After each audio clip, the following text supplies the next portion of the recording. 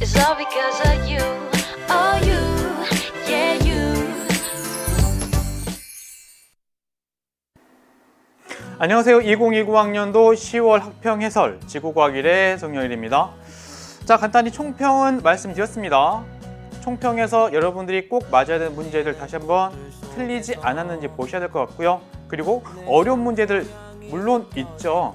특히나 17번 문제를 어려워할 것 같아요. 그 문제 포함해서 다양한 방법으로 가급적 설명 한번 드려볼게요. 자, 일단 교재가 아니죠. 문제 1번부터 차근차근 풀이하겠습니다. 참고로 쉬운 문제는요, 빨리빨리 넘어갈 수도 있어요. 그렇죠? 자, 일단 첫 번째 1번 문제. 1번 문제 같은 경우에는 보는 순간 생명 가능 지대와 관련된 문제겠구나 라는 게 떠올라야 되고, 그리고 생명 가능 지대를 결정하는 건 중심별의 광도구나. 이때 광도가 크면 클수록 생명 가능 지대는 중심별에서 멀어지고 폭은 넓어지는데 이걸 알아야죠. 또한 태양계에서도 생명 가능 지대 위치를 정확히 알고 있어야 됩니다. 보셨죠? 물론 생명 가능지대에 있다고 해서 그 안에 있는 천체라서 무조건 여기에 물이 있다는 건 아니고요. 물이 존재할 가능성이 있다는 얘기예요. 자, 먼저 1번이고요. 보다시피 문제에서는 공전궤도 반지름이 0.5AU인 어느 외계 행성이 있습니다. 중심별에서부터 0.5AU만큼 떨어져 있는 거죠. 이 위치는 일단 고정이네요. 자, 이제 그리고 나서는 외계 행성, 이 외계 행성의 표면 온도의 변화를 주고 있어요. 근데 이 행성의 표면 온도 결정하는 건 결국에 뭐예요? 중심별의 광도죠. 만약 태양이 지금보다 더 밝아진다고 한다면 지구의 온도는 당연히 더 올라가겠죠. 이런 내용입니다. 전제 조건은 일단 주계열성이라고 했고요. 중심별은 주계열성. 그리고 행성의 표면 온도는 광도만 고려해서 생각하십시오 라고 했습니다. 일단 볼게요. 중심별이 나이를 먹어갑니다. 먹어가요. 보셨죠? 이때 중심별의 나이가 얼마이든 간에 일단은 물은요, 물이 존재할 수 있는 온도 범위가 있잖아요. 그 온도 범위 안에 행성이 있어야 물이 존재할 수 있죠. 그게 생명 가능지대인데, 그 생명 가능지대 관련된 자료를 여기에서는 거리가 아니라 온도로 줘요. 온도 보시나요? 온도. 그렇죠? 그러니까 이 행성이 이 조건 안에 포함되어 있으면 생명 가능지대라고 보는 거죠. 자, 일단 보겠습니다. 중심별의 나이가 먹어감에 따라서 이렇게 됩니다. 행성이 0.5AU의 거리에 있는데 이 행성의 온도가 올라가네요. 올라갑니다. 왜 올라가요? 중심별의 강도가 커지고 있기 때문에. 됐죠? 되셨죠? 올라갑니다. 그리고 이 순간부터는 물이 액체로 존재할 수 있는 그런 조건을 갖게 되네요. 됐나요? A 시기에는 이 행성에 물이 존재할 수도 있죠. 왜요? 온도 범위가 적당하니까. 이런 내용이고요. 기억봅니다. 중심별의 광도가 증가하고 있죠. 왜요? 자료에서 어때요? 행성의 온도가 올라가고 있으니까. 그래서 기억 맞았고요. A 시기에 P는 생명 가능지대에 있죠. 왜요? 지금 A 시기에 이 행성의 표면 온도는 물이 액체산으로 존재할 수 있는 범위 내에 있습니다. 그렇기 때문에 거기 있는 건 니은 맞았고요. 생명 가능지대 폭은 빗대가 더 별에서 멀리, 폭은 넓어요. 그렇죠? 정답표에서 4번의 기억 니은. 이렇게 정리합니다. 생명 가능지대. 자, 그리고 나서 이제 2번 갈게요. 자, 2번 같은 경우에는 아름다운 한반도에서 나온 문제라고 보시면 될 것 같고요. 자, 보다시피 여기는 아름다운 한반도 문제는 일단은 거기 있는 단어 잘 보셔야 됩니다. 한탄강이 나왔어요. 한탄강. 그럼 일단 떠올려야 될 게 우리는 신생대 화산활동으로 만들어진 화성암이 존재하는 곳, 이게 먼저 떠올라야죠. 그렇죠? 그리고 나서 약간 더 깊이 들어가면 이렇습니다. 원래 이런 땅이 있었어요. 이 지역에 화강암으로 이루어진 땅이 있었고, 이 땅은 중생대 때 만들어진 암석인 화강암으로 이루어져 있었습니다.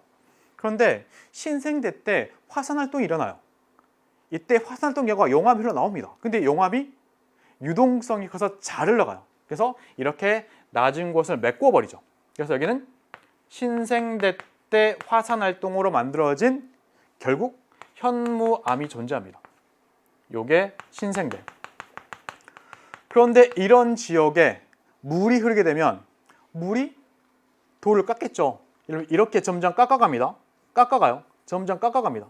그러니 강가에 가보면 강 옆에 절벽에 현무암이 주상절리 형태로 나타날 수도 있고 또는 이런 지역이나 결국 이 아래도 노출될 수 있죠. 그러니까 중생대 화강암도 관찰할 수가 있는. 자, 용암대지는 뭔가요? 유동성이 큰 용암이 잘 흘러가기 때문에 큰 땅을 만든 거죠. 용암대지. 그럼 기억은 화산 활동에 의해서 형성된 것 맞았습니다. 자, 니은 봅니다. B에서는 판상절리 관찰할 수 있나요? B니까 화강암으로 이루어져 있는 이렇게 볼록한 지역이네요. 그렇죠? 자, 화강암은 마그마가 지하 깊은 곳에서 천천히 식어서 만들어진 심성암인데 만약에 위쪽에 있는 물질이 깎여서 얘가 위로 융기하게 되면 압력이 감소하면서 쩍쩍 갈라집니다. 그죠? 그래서 판상절리 만들어지는. 그렇기 때문에 니은 맞았죠. 여기는 현무암은 주상절리가 나타날 수 있죠. 니은 맞았고요. 디귿 암석의 나이 누가 많아요? 얘가 많아요. 정답 그래서 3번의 기억 니은. 자, 이제 그 다음에 3번 봅니다. 3번 같은 경우에는 물질의 순환 중에서 두 개를 섞은 거죠. 물의 순환과 탄소의 순환. 대기, 육지, 바다 이렇게 있습니다. 자, 이제 그리고 나서는 A하고 E는 결국 물의 이동이고요. 그렇죠? 기억과 니은은 결국 탄소 이동입니다.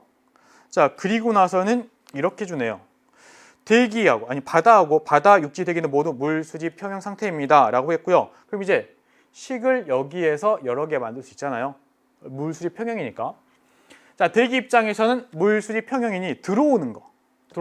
여기 보이는 A하고 들어오는 거 C. A 더하기 C를 하면 같아 됩니다. 나가는 거. B하고 D를 더하는 거랑 같아야죠. 그렇기 때문에 기억은 옳지 않습니다. 되셨죠? 자, 이제 그 다음에 니은 봅니다. 바다의 수온이 높아지면 기억은요? 기억은 바다에서 대기로 나가는 탄소 이거잖아요. 우리가 배웠던 게 있죠. 기체는요, 물에 용해되는 정도가 물의 온도에 따라서 결정이 되는데 온도가 높은 물에는 기체가 잘 못 녹아요. 사이다 중에 따뜻한 사이다. 그렇죠? CO2가 잘 못 녹습니다. 차가운 사이다는 CO2가 많이 녹아있죠. 그렇죠? 그런 원리입니다. 그러니 만약에 바다의 온도가 올라가 버리면 바닷속에 녹아있던 CO2가 빠져나오겠죠. 그렇기 때문에 니은 맞는 설명이네요. 자, 디귿 봅니다. 육지에서 화산 활동이 활발해지면 화산 활동 결과 이렇게 뻥뻥 화산 활동이 일어나면 화산가스 나오죠. 이때 화산가스 중에 가장 많은 건 누구? 수증기. 그리고 나서 이산화탄소. 그렇죠? 이때 이산화탄소의 CO2의 C가 탄소죠. 결국 화산 활동이 활발해지면 이렇게 이동하는 탄소값이 늘어납니다. 됐죠? 정답 그래서 5번의 니은 디귿이고요. 공부할 때 추가로 몇 개 더 해야죠. 물의 순환에서 물이 이동할 때 에너지도 이동할 수 있습니다. 라는 것과 물의 순환 결과 지표의 지형이 달라질 수도 있습니다. 이런 것들. 그리고 숫자를 줬을 때 계산할 수도 있어야 되고. 자, 그 다음에 탄소의 이동에서는 탄소가 어떻게 분포하는지, 어떤 형태로 분포하는지, 그리고 탄소의 이동의 예, 뭐 광합성이나 호흡 이런 것들, 그리고 기권의 탄소가 늘어나는 요인들, 기권의 탄소가 감소하는 요인들, 화석연료 사용량이 증가해도 지구 전체 탄소 값은 일정하다는 거 이렇게 정리하셔야 돼요. 됐죠? 자, 이제 아무튼 3번은 5번이었고 4번 갑니다. 자, 4번 같은 경우에는 보는 순간 일단 문제에서 지하 자원을 나타냈다고 했으니까 지하 자원의 분류가 머릿속에서 떠올라야죠. 그렇죠? 지하 자원 크게 세 개로 구분합니다. 에너지 자원, 금속 광물 자원, 비금속 광물 자원. 그렇죠? 에너지 자원의 가장 대표적인 게 화석연료. 얘가 그중 하나입니다. 됐죠? 화석연료. 자, 그 다음에 납이라고 하는 거는 금속 광물 자원. 그 다음에 흑연은 탄소로 이루어진 비금속 광물 자원. 자, 그리고 나서는 금속 광물 자원과 비금속 광물 자원의 차이. 개발하는 과정에서 재련 과정이 필요합니다. 이게 중요하고요. 또한 각각의 자원의 용도들. 예를 들면 고령토는 도자기, 그 다음에 석회석은 시멘트 이런 것들 공부하셔야 되고요. 자, 이제 그리고 나서는 광상도 배우죠. 화성광상, 퇴적광상, 변성광상. 특히나 퇴적광상의 얘는 외워야 되고요. 그 다음 변성광상의 얘도 대표적인 건 외워야겠죠. 얘가 지금 흑연, 얘 변성광상. 그 다음에 광상의 개발 과정, 탐광, 채광, 선광, 재련. 재련은 금속광물 자원의 경우. 이렇게 보셔야 됩니다. 선생님이 지금 설명하는 내용 중에서 가물가물한 거 있으면 여러분들 다시 한번 공부하셔야 돼요. 빠른 배속으로 개념이나 특강에 있던 내용들 다시 한번 들으시고요. 자, 보겠습니다. 먼저 기억. 가는 재련 과정을 거쳐 이용. 그렇죠? 금속광물 자원이니까. 니은 나는 재생 가능. 불가능입니다. 대부분의 지하 자원은 재생이 불가능합니다. 특히나 유독 화석연료는 그래요. 보셨죠? 재생 가능과 재활용 가능은 다른 거라 그랬어요. 그죠? 자, 그다음 디귿. 다는 화성광상이 아니라 변성광상입니다. 정답불에서 1번의 기억. 다음 볼게요. 자, 요거는 보다시피 지구의 선물의 가장 뒷부분에 있는 내용, 관광자원으로서의 지구 환경 관련된 그 내용을 가지고 문제 출제한 거고요. 검은 오름 용암 동굴개, 얘는 우리나라 어디? 제주도에 있습니다. 제주도에 있는 유네스코 세계 자연유산들이 있다 그랬죠. 그렇죠? 한라산, 성산 일출봉, 검은 오름 용암 동굴개, 얘 유네스코 세계 자연유산. 되셨고요. 자, 얘는 그리고 용암동굴입니다. 유동성이 큰 용암이 흘러가는 과정에서 겉부분은 굳고 안쪽은 안 굳었는데 안 굳은 게 쭉 가버린다고요. 그래서 만들어진 용암동굴. 여기 보이는 그랜드 캐년, 그리고 추가로 장자재 이렇게 두 개가 나왔었죠. 얘네들의 공통점은 물 밑에 퇴적물이 차곡차곡 쌓여가요. 그런데 이 쌓여진 이 지역이 서서히 융기합니다. 위로 올라와요. 그래서 지표에 노출되죠. 노출된 그 지역을 강이 지나면서 깎은 거라고요. 됐죠? 자, 피오르라고 하는 것은 좁고 긴 만입니다. 예를 들어서 어느 지역이 이렇게 있다라고 하고 이 지역에 빙하가 있고 빙하가 이동하게 되면 빙하가 땅을 움푹 누르고 지나가다 보니까 U자 모양의 골짜기를 만들고 나중에 이 지역에 침강이 발생하거나 바닷물이 스물스물 올라오면 이렇게 바닷물이 쭉 안쪽까지 들어가요. 쑥 들어간 거. 요거 피오르. 빙하가 깎아서 만든 U자국에 바닷물이 찬 겁니다. 그럼 볼게요. 기억. 가는 유네스코 세계 자연유산이라고 외웠죠. 기억 맞았고요. 나는 형성 과정에서 융기가 일어났죠. 물 밑에 쌓여서 만들어진 땅이 위로 올라왔고 그 지역에 강이 지나가면서 깎은 겁니다. 그 다음 디귿. 나와 다는 직권과 수권의 상호작용. 결국 물이 깎았죠. 빙하가 일단 U자국을 만들었죠. 빙하가 깎아서 만든 지역. U자국. 그렇죠? 그렇기 때문에 정답은 5번의 기억, 니은, 디귿. 참고로 빙하도 수권입니다. 되셨죠? 자, 이제 그 다음에는 6번 갈게요. 자, 6번 문제. 다음은 어떤 스모그의 발생 원리인데요. 참고로 이 문제를 보는 순간 여러분들은 일단 스모그에는 종류가 두 가지다. 그리고 각 스모그의 원인 물질은 각각 다르다. 그리고 그 옆에 화학 반응식이 이렇게 쭉 자연스럽게 나올 수 있게 공부하셔야 되고요. 그리고 오른쪽으로 그림 보는 순간 요거는 기출문제에서 봤던 건데 라고도 아셔야 됩니다. 그렇죠? 일단 스모그의 종류는 두 가지. 황화 스모그, 광화학 스모그. 이때 이 문제는 이산화질소가 보이네요. 그럼 얘는 광화학 스모그입니다. 질소산화물이라고 하는 오염물질이 있어요. 보통 NOx라고 씁니다. 그렇죠? 이때 질소산화물이 발생하는 원리는 대기 중에 있던 질소하고 산소는 반응을 잘 안 해요. 그런데 얘네가 반응할 때가 있다 그랬죠. 고온의 환경에서. 주로 어디? 자동차의 엔진 안에서. 그래서 이렇게 일산화질소가 만들어지고 일산화질소가 결국 대기 중으로 나옵니다.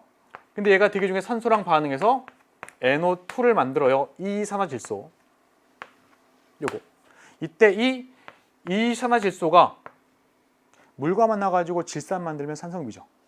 그런데 얘가 만약에 자외선을 맞아서 깨져버리면 이렇게 됩니다.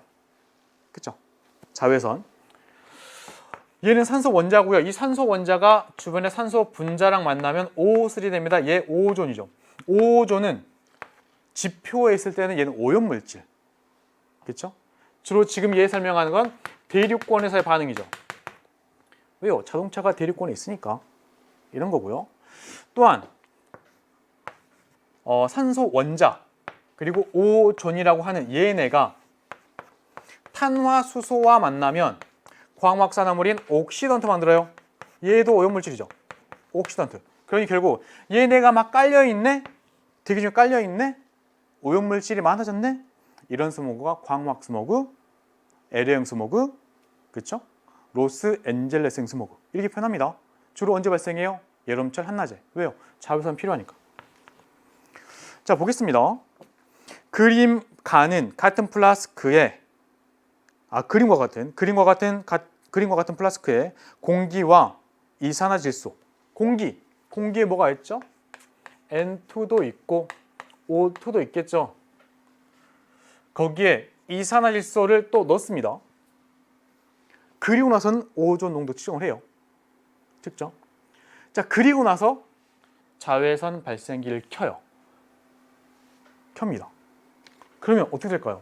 예를 들면 O2 또는 NO2, 여기서는 실험에서 NO2, 이 NO2가 자외선 맞아서 이렇게 깨질 수도 있죠.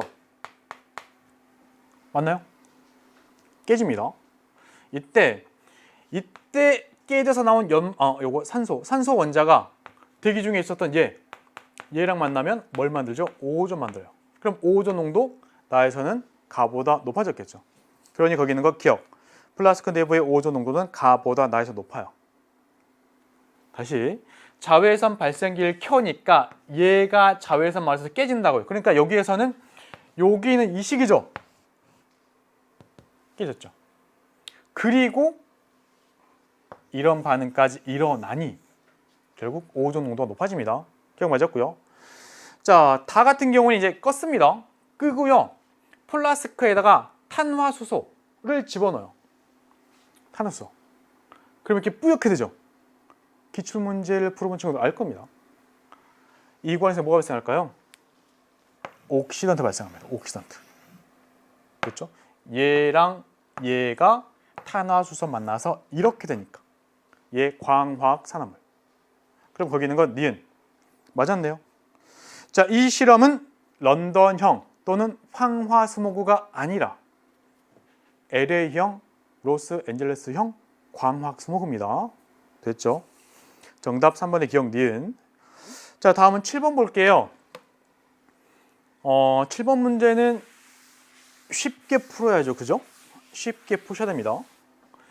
태풍 같은 경우에는 안전반원, 위험반원 관련된 문제 그리고 각 반원에서의 풍향의 변화 이런 걸 많이 물어봤는데 여기서는 그런 걸 물어보지 않고 그냥 자료 해석 정도의 문제로만 나와 있습니다. 자, 보겠습니다. 10월 4일 00시부터 6일 00시까지 태풍이 이동한 경로 그리고 4일의 해수면의 온도 분포 그리고 태풍의 중심기압 최대 풍속 주고 있네요. 그리고 여기 찍혀있는 점들은 3시간 간격입니다 라고 주고 있는. 자, 기억 보겠습니다. 4일 하루 동안 태풍의 이동 경로상의 해수면의 온도는 고위도로 갈수록 당연히 낮아지겠죠. 고위도로 갈수록 당연히 바닷물의 온도 떨어지지 않습니까? 특히나 여기 보면은 보다시피 가는 과정에서 온도가 28도보다 높은 상황에서 28도보다 낮아지고 있죠. 이렇게 가는 과정에서 해수면 온도 낮아지고 있죠. 숫자 28, 27 보시면 됩니다. 그렇기 때문에 기억 옳지 않고요. 자, 니은 태풍의 평균 이동 속도, 평균적 이동 속도. 참고로 4일은 여기서부터 여기까지 갔고 5일은 많이 갔네요. 언제 빨라요? 4일보다는 5일에 빨라요. 그렇죠? 그렇기 때문에 니은 옳지 않습니다. 자, 기억. 요 값은 950보다 어떨까요? 보다시피 이렇게 차가운 바다 쪽으로 이동해가는 과정이고요. 그렇죠? 또한 이 과정에서 태풍의 세력은 약해집니다. 근데 결정적인 거는 뭐예요? 태풍의 중심 기압이 높아지고 있죠. 그 다음에 최대 풍속이 작아지고 있죠. 그리고 결국 소멸하잖아요. 그러니 결국 태풍의 세력이 약해지는 과정입니다. 태풍의 세력이 약해지는 경우는 태풍의 중심 기압이 높아지는 경우예요. 태풍은 저기압이니까 중심 기압이 낮을수록 강하네. 그럼 세력이 약해진다는 얘기는 중심 기압이 올라간다는 얘기죠. 그럼 950보다 커야죠. 정답 2번의 니은. 2번의 디귿. 됐죠? 2번의 디귿. 자, 이제 8번 갑니다. 자, 8번 문제 같은 경우는 화산체 A, B, C를 형성한 용암의 SiO2 함량, 그리고 온도, 화산가스 성분 이렇게 주고 있네요. 자, 일단 용암은 SiO2 함량에 따라서 52% 이하, 66% 이상, 이때 이하인 게 현무암질 용암, 이상인 게 유무암질 용암, 그 사이에 안산암질 용암. 그러니 일단 우리가 배웠던 내용 중에서 얘를 물어본다면 얘는 현무암질 용암, 그죠? 얘는 안산암질 용암, 얘는 유무암질 용암, 이렇게 정리할 수가 있습니다. 그리고 대체로 현무암질 용암의 온도가 높죠. 유무암질 용암의 온도가 낮죠. 우리가 지구과학 교재에서는 표가 하나 있고 현무암, 안산암, 유무암질 용암 나오고 SiO2 함량, 온도, 점성, 유동성, 화산체의 경사 쭉 나오잖아요. 그죠? 이런 것들 다시 한번 떠올릴 수 있어야 되고요. 일단은 현무암질 용암은 SiO2 함량이 적고 온도가 높기 때문에 점성이 어때요? 점성이 작아요. 그러니 잘 흘러갑니다. 유동성이 커요. 그래서 화산체를 만들어도 화산체 경사가 완만한 순상 화산이나 아니면 용암 대지를 만들어요. 됐죠? 반면 유무암질 용암 반대죠. 그리고 유무암질 용암은 주로 종상 화산을 만듭니다. 안산암질 용암은 주로 성층 화산.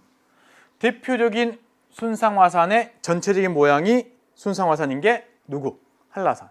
한라산은 전체적인 모양은 순상 화산. 됐죠? 종상 화산. 제주도에 있는 삼방산. 자, 기억봅니다. A는 현무암질 용암이 분출하여 생성되었다. 아니고요. 그렇죠? B는 C보다 경사가 완만하다.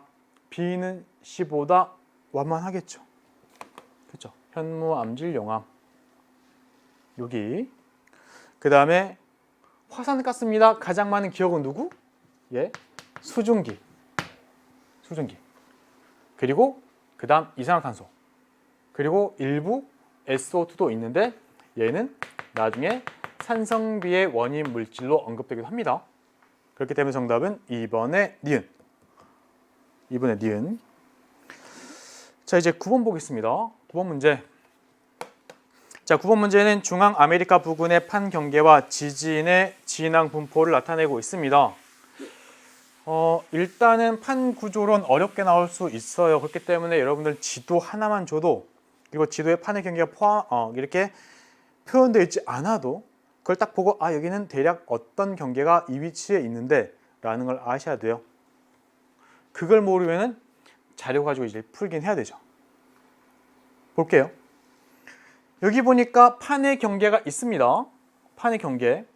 그 판의 경계를 기준으로 그 주변에 신발 지진도 이렇게 나란하게 많이 있네요. 그럼 얘는 무슨 경계? 수렴형 경계 중에서도 섭입형 경계. 섭입형 경계라고 했으니까 여기에는 일단 해양판 하나는 있어야 돼요. 무조건 하나 있어야죠.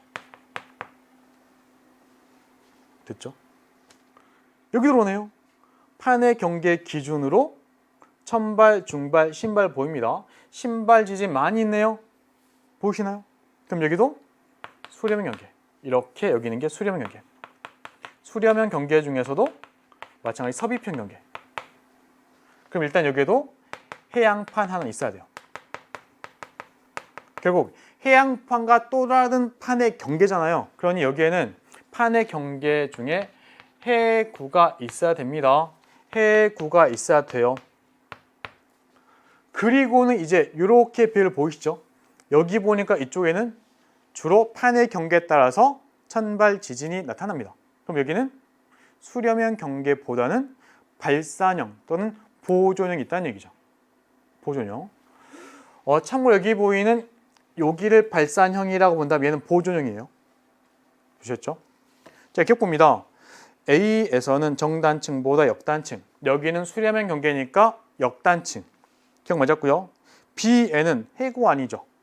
그죠? 여기는 수렴형 경계가 있는 데가 아니니까. 그래서 D는 옳지 않고요. 그리고 A와 C에서는 판이 섭입하는 방향. 봅니다. 두 판이 있을 때 이쪽 판, 코커스 판의 밀도가 커서 밀도가 작은 카리브 판과 만나 얘가 아래로 섭입하죠. 만약 여기 단면을 그리면 코커스 판이 있고 카리브 판이 있을 때 밀도가 큰 코커스 판이 밀도가 작은 카리브 판을 이렇게 쭉 섭입하면서 해구도 만들어지고 해구, 천발, 중발, 신발 지진이 나타납니다. 천발, 중발, 신발 이렇게 보는 거예요. 천발, 중발, 신발 이쪽으로 가면서 판에 섭입하는 모습을 떠올릴 수 있어야 되고 또한 보다시피 판의 섭입 과정에서 진원의 깊이가 깊어지는 모습. 그럼 이쪽은요? 이렇게겠죠. 대략 이쪽 방향. 자료에서는 이쪽 방향. 그러니 거기는 거 D가 옳지가 않습니다. 되셨죠? 선생님 여기가 왜 해령이에요? 라고 물어본다면 사실 이 문제 풀 때는 여기가 해령이고 여기가 보존형 경계인 거를 몰라도 풀 수 있죠. 근데 만약에 굳이 또 물어본다면 사실은 어려워요. 굳이 우리가 알고 있는 정보를 유추하자면 이쪽 옆에 대서양 중앙 해령, 발산형, 밀고 가는 모습이나 이쪽 부근의 동태평양 해령, 밀고 가는 모습을 떠올려서 선생님은 예전에 찾은 적 있어요. 근데 일단 이 문제에서 여기가 해령이고 여기가 변환 단층이고 이걸 구분을 못해도 문제를 풀 수 있죠. 왜냐하면 여기 천발 지진이라는 자료를 줬기 때문에. 됐죠? 아무튼 B는 보존형 경계의 변환 단층입니다. 이건 옳지 않은 정답. 그래서 1번의 기억. 다음 이제 10번 봅니다. 10번 같은 경우는 대기대 순환의 모습을 하나 빼고 줬죠. 그죠? 60에서 90. 60에서 90 여기 순환 하나 빼고 준 겁니다. 그러니까 0에서 30, 30 이렇게 위로를 주고 적도 부근에서는 올라가네요. 그리고 갈라집니다. 나중에 내려서 돌아오는 B하고 C는 헤들리 순환. 얘는 뭐예요? 페렐 순환. 여기도 페렐 순환. 나머지 이쪽이 극순환. 도는 방향은 이렇게 돌겠죠. 극순환. 이쪽도 극순환. 이렇게 돌겠죠. 극순환. 이렇게 나와 있네요. 이때 헤들리 순환은 직접순환, 페렐 순환은 간접순환, 극순환은 또 직접순환 이렇게 돼요. 이때 페렐 순환은 연로는 설명이 안 된다고 그랬죠. 왜냐하면 페렐 순환의 아래쪽 부분을 봤을 때 지표 부근에서 이쪽이 이쪽보다 30도 N 부근이 저 위 돌아서 온도가 높아요. 그럼 공기 올라가야죠. 근데 안 올라가네요. 내려옵니다. 그러니 연로는 설명이 좀 어려운. 두 순환 사이 끼어 있네요. 그래서 간접순환.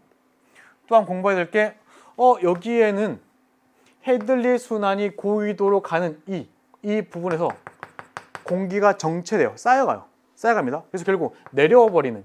그래서 아열대 고압대가 만들어진데 대표적인 게 뭐예요? 여기가 북태평양 고기압. 북태평양 고기압. 요것도 뚫어야 됩니다. 그리고 얘는 아주 이상적인 모습이라 대칭이지만 사실 약간 북쪽에 있다고 그랬죠. 근데 이게 많이 넘어가 있어요. 그러면 북반구 여름철 이렇게도 보셔야 됩니다. 쌤이 지금 문제만 풀고 있는 건 아닌 거 아시죠? 여러분이 혹시나 놓쳤을까 봐 다시 한번 말씀드리는 겁니다. 자, 일단 기억 A는 직접순환 아니고 간접순환. 그리고 B와 C, 여기 지상에서는 바람 불죠. 무역풍 붑니다. 남동무역풍, 북동무역풍, 동풍결 바람. 그렇기 때문에 니은은 맞았고요. 온대 지역에는 어디? 찬 공기, 따뜻한 공기가 만나는 전선. 특히나 한대 전선대의 정체 전선에서 만들어집니다. 예를 들면 어디? 여기. 따뜻한 공기와 찬 공기가 만나서 한대 전선대가 만들어지고요. 여기에 정체 전선 있죠. 이 정체 전선상의 파동이 발생하면 그때 온대 지역압도 생겨요. 됐죠? 정답불에서 2번의 니은. 이제 다음 또 볼게요. 다음은 11번. 그림 가와 나는 가 같은 경우에는 연평균 강수량과 연평균 기온, 연강수량과 연평균 기온입니다. 보다시피 강수량이 많네요. 다습 쪽. 온도가 높네요. 고온 쪽. 고온 다습. 그럼 얘는 강한 화학적인 풍화 작용. 반면에 얘는 B에 비해서는 온도가 낮네요. 그쵸? 여기 그러면 얘는 강한 기계적. 됐죠? A는 매우 약한 풍화작용이 있는 것. 그런 조건. 이렇게 볼 수 있습니다. 자, 그럼 이제 A에서는 화학적 풍화가 가장 활발하게 일어난다. B겠죠? B입니다. 그렇지 않고요. 나는 문제에서 뭘 하냐면 보크 사이트를 보는 순간 정장석이라고 하는 애가 탄산 성분에 물과 만나면 뭐가 돼요? 고룡토가 돼요. 근데 고룡토도 마찬가지 결국 뭐가 될 수 있어요? 보크 사이트가 될 수 있어요. 얘가 화학적인 풍화 작용 중에서도 가수분해고요. 가수분해. 화학적인 풍화 작용은 고온, 다습한 열대지방에서 일어나는데 얘를 굳이 구분하자면 얘는 주로 온대지방, 얘가 열대지방 이렇게 되어 있으니 나 같은 경우는 어떤 거? B랑 짝지어야죠. 됐죠? 고온, 다습. 이게 맞았고요. 물의 동결작용에 의한 풍화, 예를 들면 기계적인 풍화 작용이고 예를 들면 테일러스가 만들어지는 그런 풍화는 당연히 추워야죠. 한랭한 조건. 그러니 B하고 C 중에 C. 한랭해야 물이 오니까. 됐죠? 정답 4번의 니은 디귿. 자, 물론 여기서 할 얘기는 많아요. 기계적인 풍화작용이 일어나면 화학적인 풍화작용이 더 잘 일어날 수 있습니다. 라는 것과 실험. 그렇죠? 석회석과 관련되고 염산과 관련된 실험들 전부 다 체크를 다시 한번 하셔야 되고 풍화작용의 종류도 구분하셔야죠. 자, 이제 12번 갑니다. 자, 이 문제 같은 경우에는 마찬가지 새로운 유형처럼 보이나 긴장하지 않고 차분히만 읽으면 금방 풀리는 문제예요. 참고로 기후변화 단원 7단원에서 어려운 문제에 속하는 게 요거잖아요. 그죠? 기후변화의 천문학적인 요인. 하지만 얘는 어렵진 않습니다. 자, 그림과는 현재의 지구 자전축의 방향과 공전 궤도입니다. 태양에 가까운 이 위치가 예를 들면 근일점이라고 하고 이쪽이 뭐니까 원일점이라고 할 때 지구 자전축이 태양의 반대쪽으로 넘어간 이 시점이 적도 아래쪽 남쪽에 빛을 많이 주고 있는 상황이고 우리는 북반구니까 겨울인 상황. 반면 이쪽은 우리나라 여름인 상황이에요. 됐죠? 그리고 이제 문제 읽어보면 나는 지구가 근일점과 원일점에 위치할 때 그럼 예를 들어서 이 그림을 이용한다면 근일점과 원일점에 위치할 때 그렇죠? 그때 태양과 지구 사이의 거리 그리고 공전 속도를 나타내고 있습니다. 그러니까 이런 거예요. 근일점에 위치할 때 거리가 요만큼 떨어져 있는데 요게 지금 이 그림에서는 근일점 거리. 요 값이 여기까지 가는 요 값이 원일점 거리. 그러면 요 둘의 차 요거는 근일점 거리와 원일점 거리의 차이겠죠. 원일점 거리에서 근일점의 거리를 뺀 겁니다. 그죠? 그 차. 됐죠? 또한 요건 속도잖아요. v. 근일점에 있을 때의 공전 속도. 요만큼이네요. 근일점에서 빠르니까. 원일점에서의 공전 속도. 요만큼이네요. 느린 상황. 그리고 요거는 그 둘의 차이를 주고 있습니다. 만약 이제 여기에서 다른 거는 다 그대로고 R값, 델타 R값만 현재보다 커진대요. 요 값만 커진대요. 만약 이걸 여기다 겹쳐 그리면 어떻게 돼요? 차가 크게 만들려면 이렇게 그리면 돼요. 이렇게. 어떻게? 더 납작하게. 그렇죠? 근일점 거리가 작아지고 원일점 거리가 멀어진 상황입니다. 그렇죠? 그림 이해되시죠? 요게 커졌대요. 그럼 근일점 거리는 더 작아졌고 원일점 거리는 더 멀어졌죠. 그래서 그 차가 커진 거예요. 이런 상황으로 한다면 일단 속도차는요. 지금 이 얘기는 공전 궤도 20mm 커진 상황이죠. 더 납작해진 상황. 그러다 보니까 근일점에서의 공전 속도는 더 빨라지고 원일점에서의 공전 속도는 더 느려질 테니 둘의 차가 더 커집니다. 됐나요? 그럼 기억 맞았고요. 북반구에서 기온의 연교차 보세요. 지구가 여기 있습니다.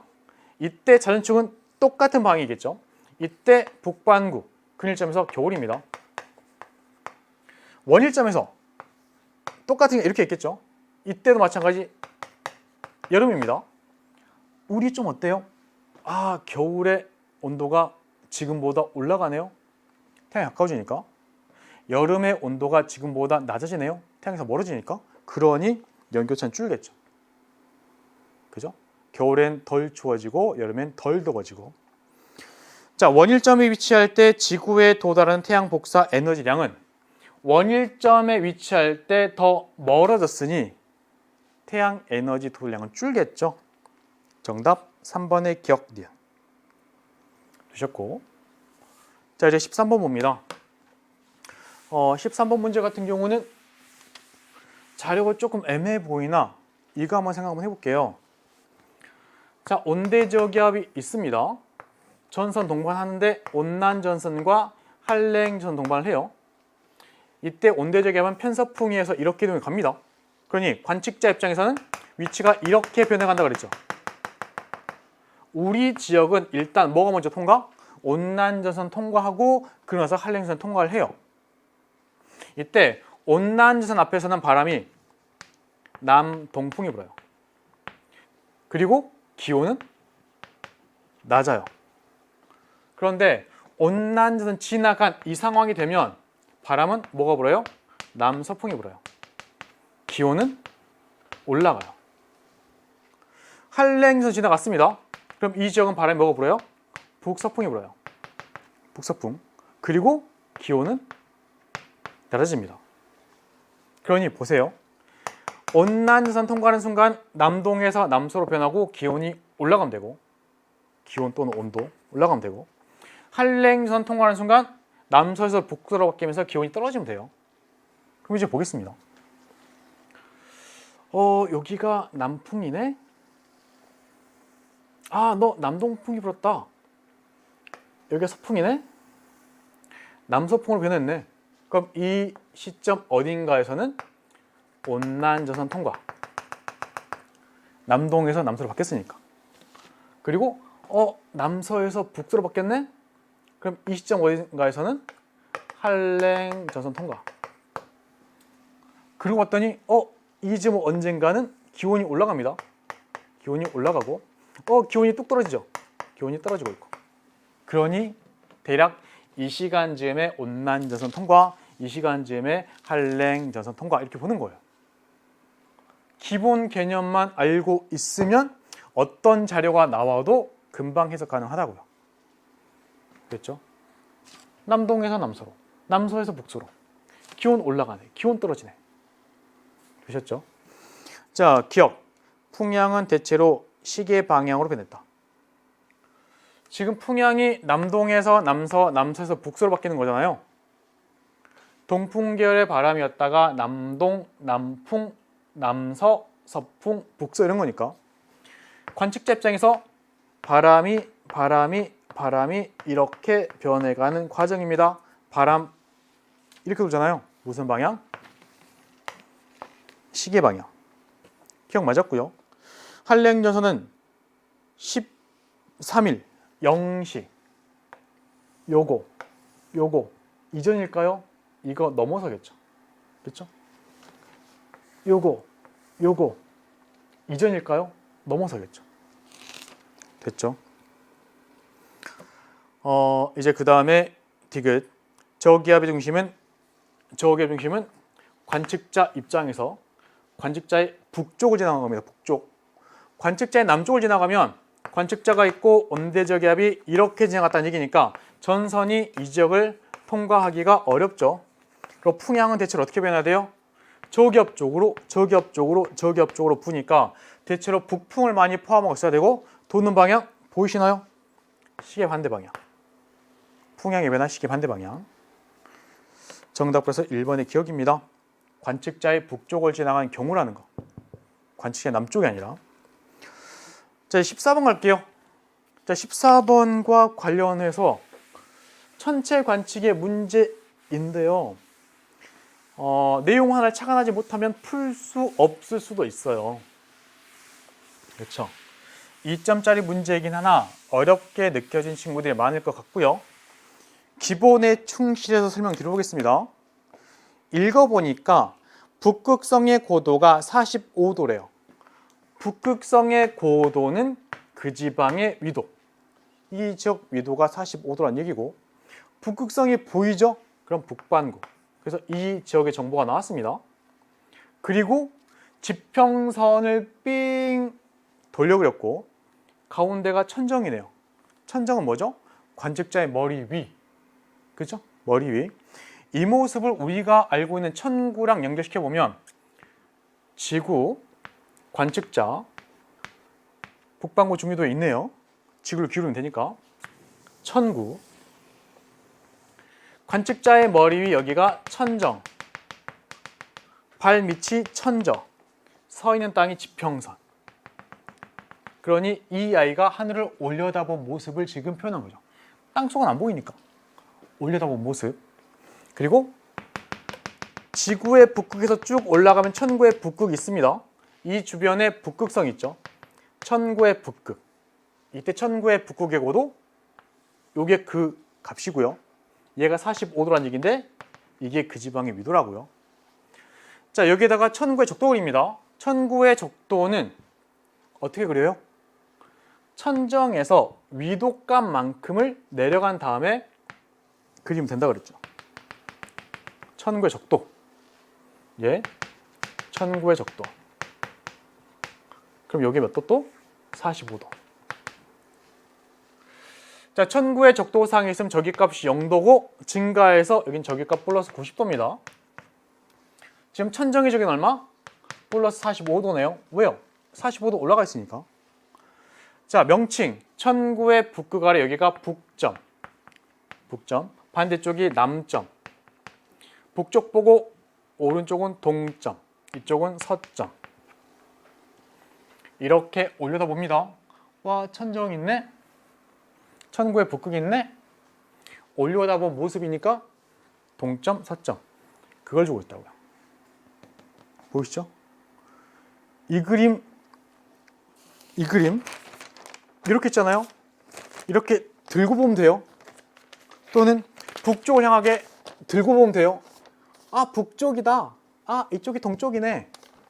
이런 모습이 떠올라진다고. 이렇게. 아, 북쪽이다. 그쵸? 요게 일단 익숙해져야 돼요. 익숙. 와, 올려다봤어. 위에 천정 있네. 물론 시험 볼 때 이러면 안 되죠. 하지만 지금 공부하는 거니까 천정 와 북점인데 북.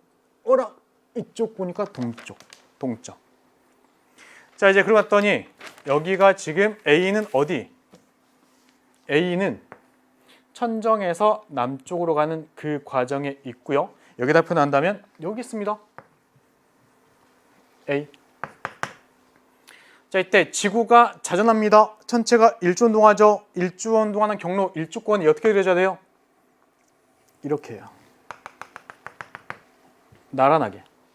그러니 얘는 지평선 아래 내려갈 수도 있어서 얘는 출몰성. 또는 이 지역에서는 90 한번 적고 위도 뺍니다. 그럼 45 나오죠? 마이너스 붙여볼게요. 마이너스 45 나오죠? 마이너스 90 적어봅니다. 여기 저기가 속하는 애는 조극성, 여기 출몰성. 얘 저기 45도가 안 되죠? 얘는 0은 넘어갔는데 이렇게도 풀 수 있습니다. 그러니 거기는 기억은 맞았네요. 니은도 니은은 틀렸죠. 기억은 맞았고 니은은 틀렸죠. 디귿. 토성과 별피 어디 있나요? 남서쪽에 있네. 그쵸? 남서쪽에. 대충 천정에서 이렇게 비슷한 수직관상에 있고 대신 고도가 B가 높죠. 그럼 P 어디 있나요? 대충 그리면 천정에서 둘의 사이 어딘가. 어딘지는 모르겠으나 사이 어딘가. 그죠? 요 선상 어딘가 있어야 돼요. 요 선상 어딘가. 근데 누가 고도가 높아요? B가 높아요. 만약 B를 여기다 할게요. 그럼 토성은 여기. 그죠? 비토성. 이렇게 위치가 되어 있다고요. 비토성. 지구가 자전합니다. 천체가 일주운동하죠. 일주운동할 때 일주운동의 기준은 천정이 아니라 천구의 북극 남극을 잇는 선이니 B는 이렇게 져야 되고 토성은 이렇게 져야 돼요. 됐죠? 누가 더 오랫동안 그나마 땅 위에 있을까요? 지금으로부터? 얘가 시간이 더 많이 걸리니까 토성 진 후에 B가 지겠죠. 만약에 여기다가 추가해 보라고 한다면 이렇게도 그릴 수 있어요. 보세요. B. 천구의 북극과 B를 지나게, 그리고 천구의 적도의 수직이 되게, 천구의 남극까지 가게, 요걸 이어주면 시간권. 얘도 마찬가지 그려주면 되죠. 시간권이라고 할 때 얘가 요만큼 갈 때 이 각도만큼 얘도 가야 되고요. 얘가 이만큼 갈 때 얘도 그 각도만큼 가야 돼요. 그렇죠? 얘가 B가 요만큼 왔대요. 그 시간권 여기 왔습니다. 그럼 이 어디 있어요? 시간권 여기 있으니까 이미 졌어야죠. 이렇게 시간권 이렇게도 그릴 수 있을지. 만약 이 그림을 한다면 일주운동의 기준이 얘가 아니라 얘라고. 얘. 이렇게 그리고 돌리는 겁니다. 자, 정답 그래서 3번의 기억 디귿입니다. 토성이 먼저 져요. 요거. 자, 이제 15번입니다. 15번. 15번은 3점짜리이긴 하나 사실 각각의 보기를 떼어놓고 보면요 어렵지가 않죠. 볼게요. 이것도 기본에 충실해서 설명드려 보겠습니다. 태양이 있고요. 그 다음에 지구가 있어요. 이때 지구 둘레를 다리 공전하다가 태양 쪽이 오면 삭, 반대쪽이 오면 망이죠. 이때 삭일 때는 일식이, 망일 때는 월식이 일어날 수 있습니다. 월식의 과정 이런 거죠. 지구는요 태양 반대쪽에 그림자가 생겨요. 그림자가 요 영역이 지구의 본 그림자, 여기는 반 그림자, 반 그림자. 이때 달이 공전에서 지나가는 과정 중에 반 그림자에 달이 들어갔을 때를 부분 월식이라고 하지 않아요. 왜요? 평소보다 어둡긴 하겠지만 달의 전체 면에, 그러니까 태양 쪽 전체 이쪽 부분에 태양빛이 오고 그러니 달이 다 보입니다. 월식은 이렇게 본 그림자에 걸려 있을 때 한쪽이 안 보이잖아요. 이런 경우가 부분 월식. 부분 월식. 그러니까 달이 지구의 본 그림자에 들어가는 순간부터가 부분 월식. 쏙 다 들어갔네요. 개기 월식.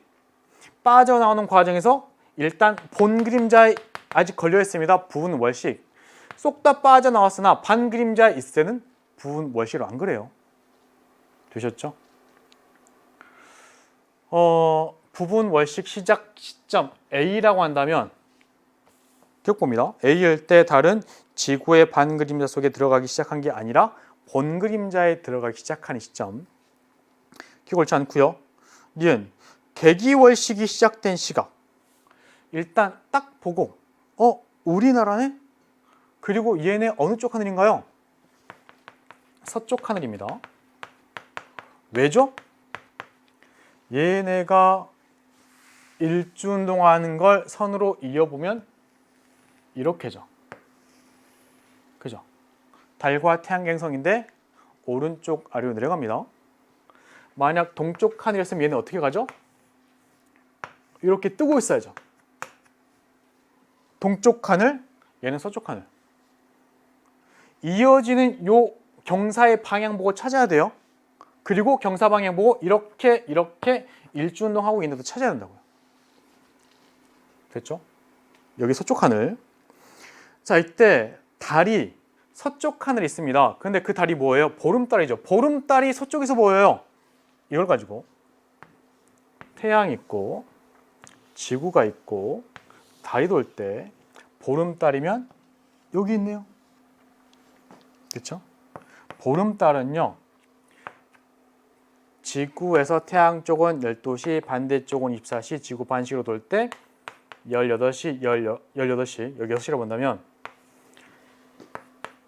18시 즈음에 동쪽에서 떠서 자정에 남중하고 새벽, 그러니까 6시 즈음에 서쪽으로 져요. 그렇죠? 그렇죠? 그러니 얘 서쪽 하늘에서 지고 있는 모습이네. 얘 새벽. 반대로 태양의 반대편에 달이니 달이 지고 있다는 얘기는 이제 태양이 막 뜨려고 준비하는 과정일 수도 있죠. 어느 쪽에서? 동쪽에서. 태양의 동쪽 지평선 아래에 있습니다. 언제예요? 새벽. 이렇게 또 푸는 겁니다. 이게 맞았고. 디귿. 이날 화성은 역행하나요? 지금 화성 어디 있나요? 지금 달이 망의 위치에 있을 때고 그쪽 방향 부근이니 태양의 반대편에 있습니다. 그러면 충부근이죠. 외행성은 충부근에서 역행합니다. 그렇죠? 그렇기 때문에 정답은 4번의 니은 디귿. 자, 이제 그 다음 보겠습니다. 16번. 16번 문제 같은 경우에는 공부하실 때 우주 탐사 같은 경우는 수능 특강과 개념 교재에서 아마도 행성의 물리량을 숫자로 준 거 있죠. 반지름, 질량, 자전 주기 다 줬잖아요. 그 숫자도 잘 기억해야 돼요. 이러려면은 먼저 여기 그 중에서 B 봅니다. 태양계 행성 중 밀도가 가장 작은 애 밀도 0.7 누구? 토성. 이렇게 나올 수 있게끔. 됐죠? 토성 같은 경우는 밀도가 아주 작기 때문에 편평도가 커요. 편평도가 제일 크다 그랬죠. 제일 납작하다고요. 대기압이 95기압 익숙한 숫자입니다. 요거 금성. 금성. 그 다음에 태양계 행성 중 자전 주기 가장 짧은 건 목성. 목성. 얼음과 드라이 아이스로 이루어진 극관이 있다. 얘는 화성. 이렇게. 자, 기억. 공전궤도 반지름. 가장 짧은 거는 얘네 중에서는 금성. 태양에 제일 가까운 애. 만약 여기다가 2하고 달을 집어넣으면 달이 제일 짧죠. 달은 지구들로 도니까 지구둘레. 그렇죠? 그걸 본다면. 근데 얘는 지금 A, B, C, D 전부 다 태양계 행성만 가지고 묻고 있으니까 일단은 금성. 자, B와 C는 목성형 행성입니다. D에서는 계절 변화 나타나죠. 자전축이 지구 정도 기울어 있기 때문에 그래서 어느 반구 쪽에 겨울이 되면 극관이 커져요. 그쪽에 북관이 커지죠. 이런 거. 여름 되면 극관 작아지고. 정답 3번의 기억 디귿입니다. 자, 가장 질문이 많을 수 있는 게 17번. 요걸 것 같아요. 선생님이 수능 개념, 수능 특강, 그 다음에 약점 공략 할 때 그래, 어쩔 줄 모르니까 남반구 해보자 해서 남반구를 아주 자세히 설명한 적이 있죠. 그래서 이 문제는 남반구에 대해서 천구를 그려볼 수 있는 그 능력만 있으면 풀 수 있습니다. 또한 볼게요. 천체 관측에서 태양 나왔고요. 10월 언제? 23일입니다. 이 정보만 줘도 태양의 적경과 대략적인 저기값은 알아야 된다고요. 자, 3월, 6월, 9월, 12월, 21일, 22일, 23일, 22일 경은 춘, 하, 추, 동입니다. 절기상. 이때 태양의 적경 0시, 6시, 12시, 18시인데요. 그럼 중간에 껴있는 10월, 11월 얘는 대략적인 적경이 증가하겠죠? 14시, 16시쯤 되겠죠. 태양의 적경 14시쯤 되겠다. 저기는요? 마이너스겠죠. 저기 플러스, 그죠? 플러스, 여기 저기 마이너스. 언제까지? 24시 될 때까지. 마이너스. 저기 0, 저기 0, 저기 0. 23.5, 마이너스 3.5. 이게 일단 떠올라야 되고요. 자, 그리고 여기 나와 있는 A하고 B는 A, B는 적경이 12시네? 그럼 얘네 둘을 대충 쭉 이어보면 요 라인은 적경 12시인 라인. 그렇죠? 그리고 얘랑 비슷한 정도로 선을 이으면 얘 적경 14시인 그 선이 나온다고요. 적경선. 그리고 적경선에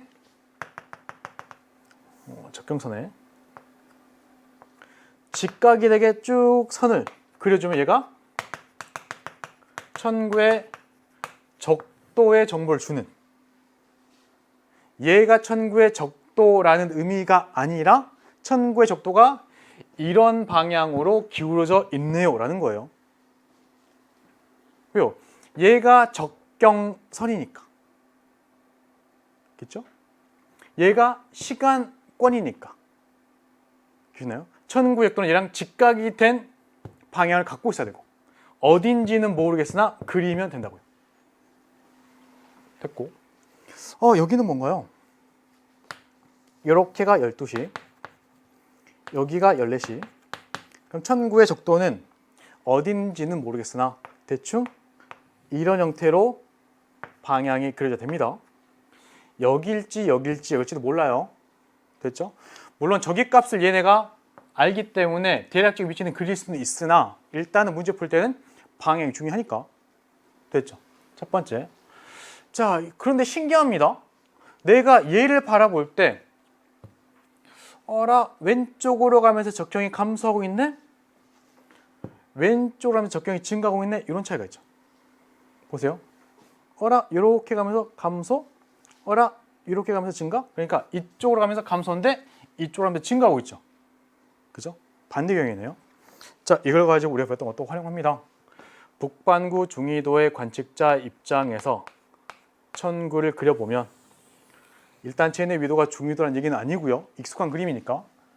참으로 저기가 북극이나 적도는 아니죠. 극이나 적도는 아니죠. 왜요? 극이면은 천구의 적도랑 극이든 적도든 천구의 적도가 저렇게 기울 수는 없으니까. 자, 북반구 중위도라고 치고 천저, 지평선, 천구의 북극, 천구의 남극, 천구의 적도, 천구의 북극 아래 북점, 반대쪽이 남점, 북쪽 보고 오른쪽은 동점, 이쪽은 서점입니다. 이때 지구가 자전해요. 자전 방향이 적경 증가 방향. 적경은 서에서 동으로 측정합니다. 적경 증가 방향. 됐죠? 만약 여기가 적경이 0시면 그 다음은 적경 1시, 적경 2시, 적경 3시 이렇게 된다고요. 이 아이가 남쪽 본다고 칠게요. 그러면 이 아이가 남쪽을 바라보는 상황에서 얘가 이쪽 봐요. 어라 남쪽이네? 왼쪽은 뭐예요? 동쪽, 오른쪽은 뭐예요? 서쪽이죠. 왼쪽은 동쪽, 오른쪽은 서쪽입니다. 이때 천구의 적도 어떻게 가요? 이렇게 가요. 천구의 적도. 그리고 적경은 이렇게 증가합니다. 증가. 적경 증가. 만약 그래서 이 아이가 북반구인데 동쪽 보고 있으면 천구의 적도 이렇게. 그리고 적경 관련 선 이렇게 갈 텐데 적경이 증가해야 돼요. 만약에 서쪽 보고 있으면 천구의 적도가 이렇게. 적도. 적경은 이렇게 증가해야 돼요. 여기를 잘랐다고 봐도 되죠. 됐죠? 그러니 이 모습을 떠올린다면 나는 얘입니다. 나. 천구의 적도가 이렇게 기운 모습과 적경이 증가하는 방향을 본다면 나, 얘 북반구. 북반구. 자, 다음. 요거 됐죠? 요거 잘 보셔야 되고 요거 했어요. 그죠? 북반구. 어느 쪽이죠? 동쪽입니다. 그래요. 북반구 동쪽. 미지엄 얘 북반구 동쪽. 천구 적도. 됐죠? 적경이 증가하는 방향. 자, 그다음에 이제 남반구 갑니다. 남반구. 남반구. 익숙한 그림 아무거나 가져와도 돼요. 그냥 선생님이 이렇게 그릴게요. 아이고. 이렇게. 남반구 중위도입니다. 얘 적도겠죠? 얘가 남극이에요. 남극. 천구를 그립니다. 천구. 천구.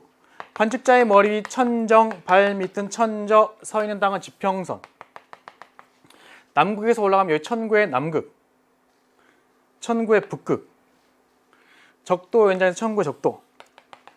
라고 한다면 이 애한테 천구의 남극 쪽은 남점, 여기는 반대쪽은 북점이죠. 북쪽.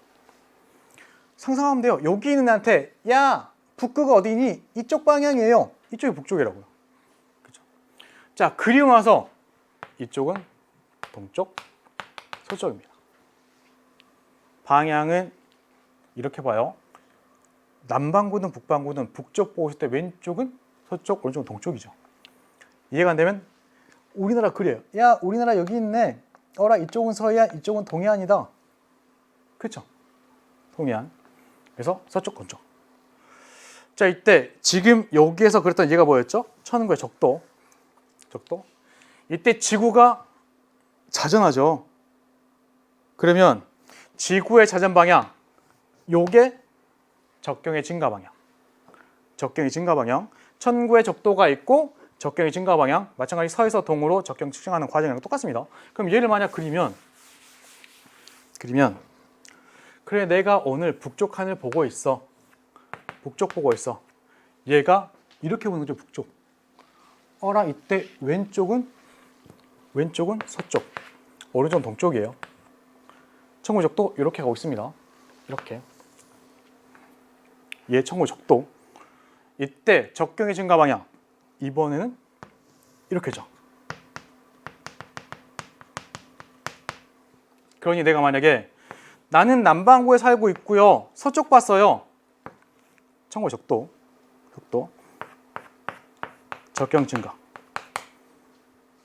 내가 동쪽 봤어요. 동쪽. 내가 남반구인데 동쪽이에요. 천구 적도. 적경의 증가 방향 이렇게. 이때 가는 뭔가요? 천구 적도가 지금 이런 모습이고 적경이 증가하고 있으니 얘가 지금 갑니다. 그럼 얘는 그래도 남반구네. 어느 쪽이니? 동쪽이에요. 됐죠? 이렇게 정리할 수 있습니다. 자, 기억. 가는 동쪽 하늘 모습입니다. 그렇죠. 남반구에서 동쪽 하늘 본 모습이고 일족권과 지평선 이룬 각도. 일족권과 지평선 이룬 각도. 지평선과 일족권을 이룬 각도는 지평선과 천구의 적도가 이룬 각도랑 같다 그랬죠. 천구의 적도가 여기는 아니라고 그랬어요. 근데 얘랑 비슷한 정도의 모습을 보일 테니까 요 각도 묻는 거예요. 요 각도. 이 각도. 여기는요. 요거 묻는 거죠. 그렇죠? 어디가 커요? 가가 커요. 그죠? 이게 옳지 않습니다. 잘 보셔야 됩니다. 둘을 이은 선의 직각이 되게, 적경이 같은 얘 둘을 이은 선의 직각이 되게 한 다음에 요 각도를 측정하면 된다고. 참고로 얘네들 이렇게 뜨잖아요. 그쵸? 천구의 적도랑 나란하게. 그래서 여기 있는 건 이건 옳지 않고요. 이날 태양의 최대 고도는 묻고 있네요. 태양의 최대 고도.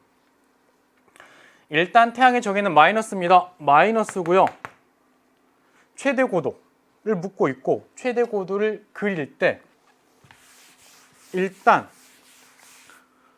가하고 나에서 가는 남반구, 나는 북반구, 위도를 비교하면 두 위도 중에 얘가 위도가 더 커요. 왜냐하면 이 각도가 90도 빼기 위도니까, 이 각도가 90도 빼기 위도니까 만약 그리면 얘가 위도고 얘가 위도니까 위도는 가가 더 낮죠. 그러니까 가는 나보다 위도가 낮은, 가는 나보다 위도가 낮으면서 남반구에 있는 지역이에요. 그리고 이날 태양의 저기는 마이너스. 그럼 이제 이거 한번 볼게요. 얘를 기준으로 얘가 만약에 남반구고 저 위도로 한다면 일단 태양은 어디? 태양은 천구의 적도에서 어디? 여기 남쪽으로. 왜요? 저기가 마이너스니까. 천구의 적도보다 남쪽으로 와서 이 경로상에서 움직여야죠. 그러니까 떴다가 집니다. 최대 고도 요만큼 정도. 그렇죠? 근데 이를 기준으로 위도가 조금 더 높은 북반구 그리면 이렇게 되는 거죠. 천정, 지평선. 위도 더 높아? 그래, 여기다 끝 찍고 천구의 북극, 천구의 적도 이렇게 되는 거예요. 그렇죠? 근데 이날 태양의 저기가 마이너스니까 천구의 적도에서 내려와서 이 경로상에서 떴다진다고. 이 고도. 누가 높죠? 얘가 높아요. 저기가 마이너스인 태양을 기준으로 봤을 때 남반구이면서 위도가 더 낮은 이 지역에서 고도가 더 높습니다. 정답 그래서 1번의 기억. 가하고 나 잘 구분하셔야 되고요. 이제 18번 갈게요. 자, 18번 같은 경우는 항성월, 상망월과 관련된 그림이 나와 있습니다. 자, 먼저 1상망월 동안 이렇게 관측을 했고, 먼저 기억에서 달의 위상은 A와 B일 때 모두 망인가요? 지구에서 봤을 때 태양의 정반대편 보름달 망에서 1상망월 지났으니 당연히 태양의 반대편 망. 그래서 A에서 B까지가 상망월.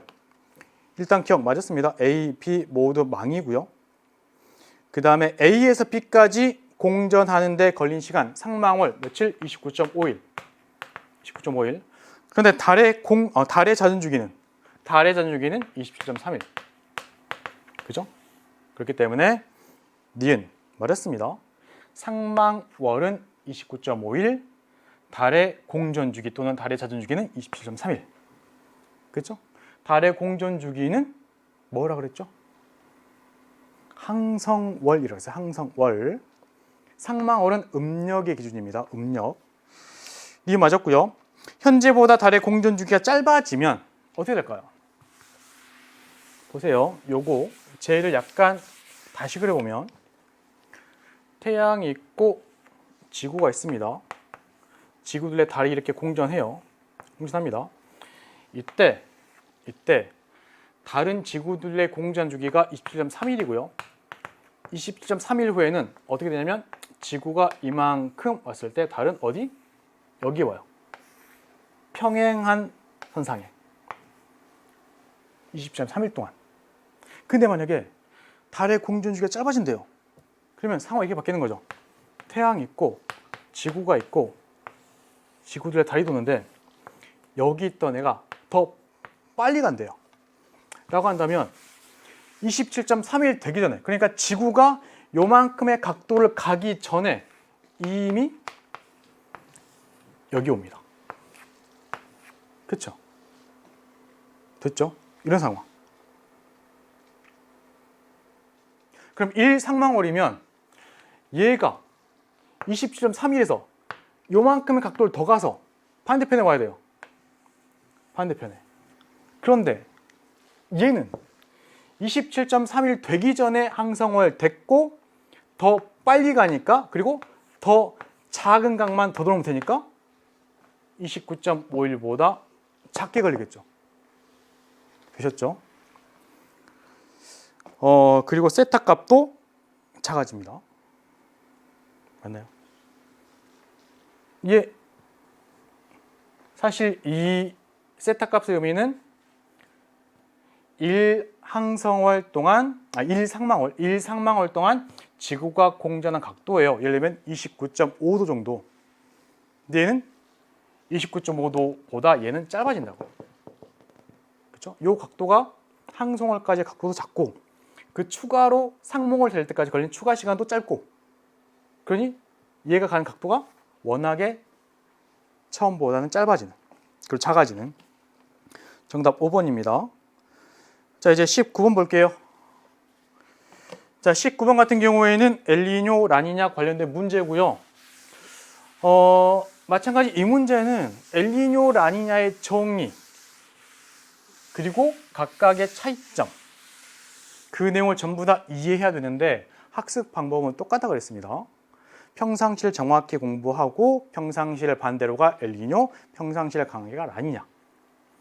자료값은 지금 우리에게 익숙하지 않은 수온이 20도씨인 곳의 깊이죠. 근데 일단 간단히 이런 거예요. 해수면이 있고 점점 깊어지면 수온이 대체로 낮아지겠죠. 깊은 데는 물의 온도가 낮잖아요. 해수면에서 점점 깊은 곳으로 들어가면서 일단 수온은 낮아지는 경향. 뭐 일정하다 낮아지고 일정하든 아무튼 낮아지는 경향. 됐죠? 이런 상황이고, 이때 평상시 뭐 그냥 여기다 쓸게요. 일단 이 지역에 평상시는 바람이 붑니다. 물이 쑥 가요. 그래서 여기 물이 부족해서 용승 발생하는 게 평상시잖아요. 얘 단면도 그릴 수 있어야죠. 단면. 이쪽이 인도네시아가 있고 서태평양이 있는 곳, 경도값은 2. 이쪽이 페루, 남미가 있고 동태평양이고 이쪽이 경도값이 W.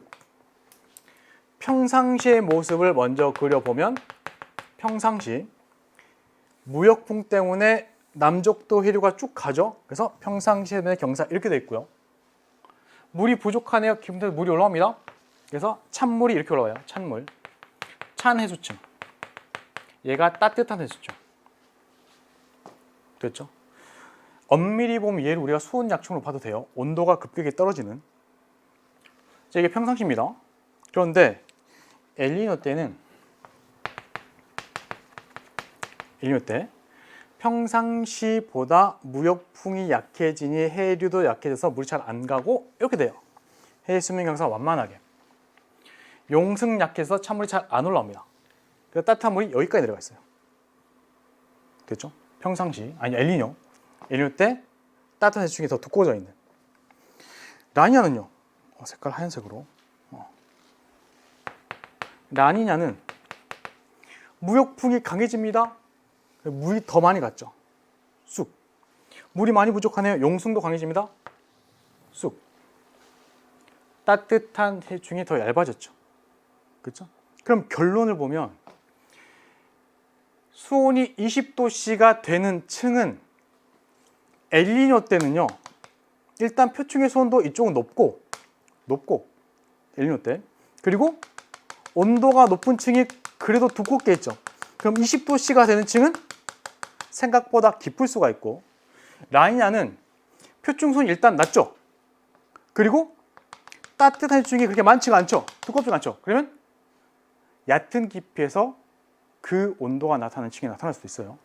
그러니 얘가 수심이 얕은 데서 벌써 20도가 됐네? 라니냐? 수온이 높은 부분이 더 깊은 곳까지 있네? 요게 엘니뇨. 이렇게 놓고 풀면 이제 문제가 금방 풀린다고.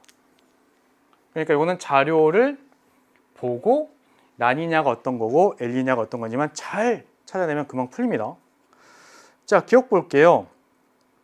비해역에서 수온이 20도씨인 해수, 20도씨 이상인 해수층의 평면 두께는 어디가 두꺼워요?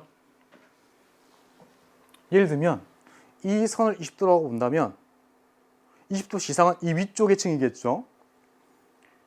얘일 때보다는 엘니뇨일 때 더 두껍죠.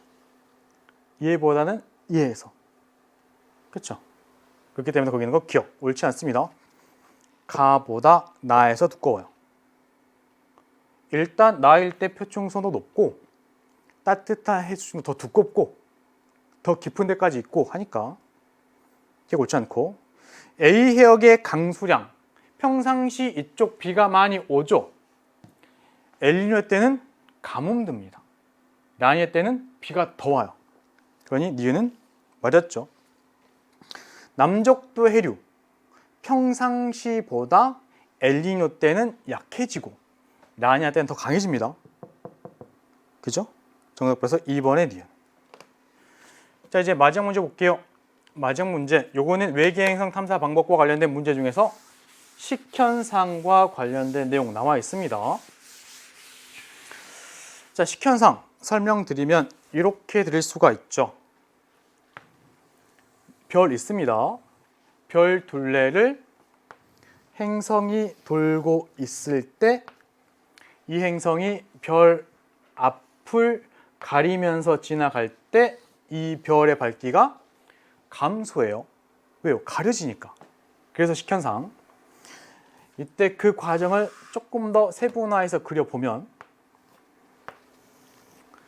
행성이 별을 가리기 직전까지는, 이 순간까지는 별의 밝기를 1로 봤을 때 별이 원래 밝기로 보이다가 가리기 시작하면서부터는 별의 밝기가 감소하고 다 가려지면 최소 밝기가 나올 수 있죠. 그리고 이 앞을 가리면서 지나갈 때는 동일한 면적을 가리니까 최소 밝기 정도로 밝기가 유지되다가 빠져나오는 순간부터 밝기가 회복되기 시작하고 쏙 다 빠져나오면 그 순간에 이 별은 원래 밝기로 보여요. 그리고 이제 뒤를 돌아갈 때는 밝기 변화가 없다가 다시 앞을 가리기 시작할 때 다시 이렇게 반복됩니다. 그래서 여기서부터 여기까지가 이 외계 행성의 공전 주기. 여기서부터 여기까지든가, 여기서 여기까지든가, 여기서부터 여기까지가. 그렇죠? 공전 주기. 자, 그리고 이제 볼게요. 기억. 일단 읽어보자면 그림과는 어느 외계 행성의 식현상에 의한 중지별의 밝기 변화를 주고 있고 이 외계 행성의 공전 궤도면과 시선 방향이 이루는 각이 만약 달라진다면 밝기 변화는 달라진대요. 라고 했네요. 그런데 밝기가 감소하는 그 양은 똑같죠. 얘 모습을 기준으로 보세요. 행성이 이렇게 지나가면서 가리는 거나 이렇게 지나가면서 가리는 거나 가리는 면적은 별 전체 면적 기준으로 똑같은 정도를 가리니 감소하는 폭은 같습니다. 그렇죠? 이렇게. 근데 차이가 나는 건 뭐예요? 가리기 시작하는 그 시점 쏙 다 빠져나온 그 시점까지의 경과 시간의 차이가 있죠. 얘는 기록이 짧잖아요.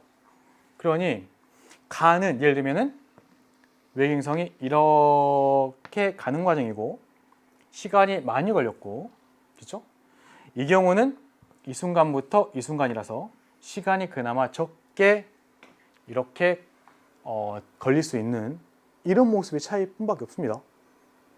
되셨죠? 이렇게 비교를 할 수가 있는. 근데 얘랑 얘는 왜 생기는 거죠? 보세요. 여기 이렇게 별이 있고 관측자가 있을 때 행성이 이렇게 별을 공전할 수도 있고요. 그렇죠? 행성이 이렇게 공전할 수도 있어요. 그렇죠? 이때 첫 번째 경우를 만약 A 경우로 한다면 A는 지금 이렇게 가는 겁니다. A는 만약에 이렇게 공전해서 여기를 B의 경우를 공전한다면 내 입장에서는 별의 아래쪽을 가리죠. 어라, 행성이 별의 아래쪽 가리네?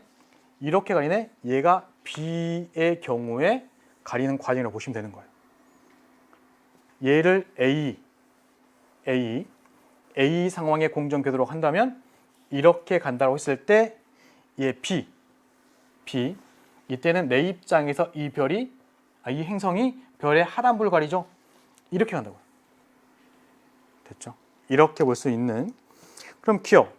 외계 행성의 공전 궤도면이 시선 방향과 이루는 각도. 내가 보는 시선 방향과 공전 궤도면 이루는 각도. 얘는 각도가 별로 차이가 없으나 내가 보는 방향과 내가 보는 시선 방향과 공전 궤도면 이루는 각도. 얘는 생겼죠. B는 생겼죠. 시선 방향과 A는 나란하잖아요. 시선 방향과 B는 기울어져 있죠. 그렇기 때문에 가보다 나일 때, 그러니까 여기서 A가 지금 가의 상황이면 B가 지금 나의 상황이라서 가보다 나일 때. 기억 맞았고요. 행성의 단면적분의 중심별의 단면적 볼게요. 숫자계는 어차피 비례와 관련되는 거니까 중심별의 총 밝기를 그냥 1.0이나 1000이라고 본다면 이게 중심별이고 요 면적을 1000이라고 하고 그래서 밝기가 1000으로 보인다고 한다면 행성이 가려요. 쏙 다 들어서 요만큼을 가렸어요. 그랬더니 이 별에 얼마가 보이는 거죠? 997이 보이는 거죠. 그럼 얘는 행성 면적이 얼마? 3. 1000 중에 3을 가린 거라고요. 그러니 단면적, 행성의 단면적은 3으로 볼 수 있고 중심별의 단면적은 1000으로 볼 수 있으니 이 값은 100보다 큽니다. 그렇죠? 이해 말했습니다. 디귿, 식현상이 반복되는 주기. 이 순간부터 또 이 순간. 얘도 마찬가지 이 순간부터 이 순간. 근데 걔는 결국 뭐예요? 이 외계 행성의 공전 주기입니다. 공전 주기. 내가 보는 그 시선 방향과 행성의 공전 궤도, 그 이런 각도 때문에 식이 지속되는 현상이 짧아졌을 뿐이지 식이 일어나고 그 다음에 또 일어나고 또 일어나고는 행성의 공전 주기죠. 행성의 공전 주기는 이 경우에는 변화하지 않는 상황이에요. 그렇죠? 행성의 공전 주기가 변하지 않고 식현상의 주기도 변하지 않고 다만 내가 보는 방향에 따라서 식현상이 지속되는 시간만 달라졌다고. 됐죠? 예를 들어 이 현상이 오늘 일어났고 1년 후에 일어났으면 얘도 오늘 일어났으면 1년 후에 일어난다고. 대신에 이때는 식이 요만큼의 시간 동안 얘는 이만큼의 시간 동안 요 차이밖에 없습니다. 요거 도는 거는 똑같으니까 내가 여기서 봤니 이런 차이밖에 없는 거니까. 됐죠? 내가 보는 시선 방향의 차이일 뿐이지 얘가 도는 건 똑같아요. 얘를 만약에 이렇게 설명하면은 조금 더 쉽겠네요. 보세요. 이렇게 돌고 있대요. 근데 내가 여기서 봤니 내가 보는 방향이 어느 방향에 따라서만 지속 시간이 달라지는 거라고. 주셨죠? 자, 여기까지 내용이 아무튼 정답은 5번의 기억, 니은, 디귿이고요. 자, 여기까지 내용이 10월 학력평가에 대한 해설입니다. 선생님이 최대한 많은 걸 넣어서 설명드리려고 했고요. 근데 그 목적은 결국에는 여러분이 기본 개념을 혹시나 놓치고 있는 건 없는지 다시 한번 점검하는 차원이었고, 그리고 추가되는 것도 말씀드렸으니까 심화 내용도 다시 한번 체크하시기 바라요. 자, 고생하셨고 우리는 수능 만점을 기대하면서 조금만 더 힘내기 바랍니다. 마지막까지 화이팅!